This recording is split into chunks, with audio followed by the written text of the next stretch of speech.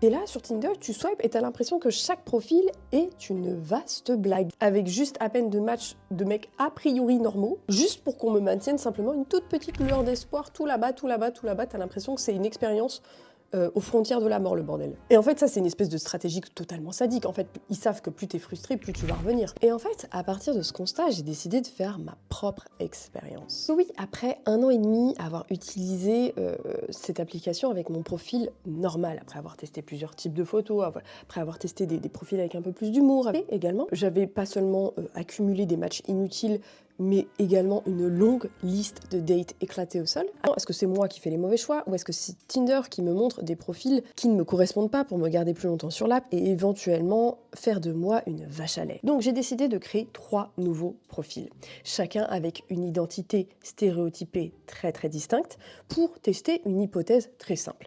Est-ce que Tinder traite tous les profils de la même manière? Est-ce qu'on voit toutes les mêmes profils ou est-ce que l'algorithme favorise certains types de profils? Et ces nouveaux profils allaient me permettre de savoir et surtout de découvrir si mes préférences personnelles avaient un impact et influaient vraiment sur ce qu'on me proposait ou si l'appli avait tout simplement ses propres biais. Les résultats sont aussi surprenants qu'inquiétants. Voici les candidates pour cette expérience. Le profil de la mama, la femme chaleureuse maternelle, des enfants, et qui souhaite un couple longue durée. Celui de la CSP+, accomplie, plus âgée, plus mature, plus sophistiquée. Le profil de la Gabi normale que tu connais bien évidemment, mais également le fameux profil de la grosse salope.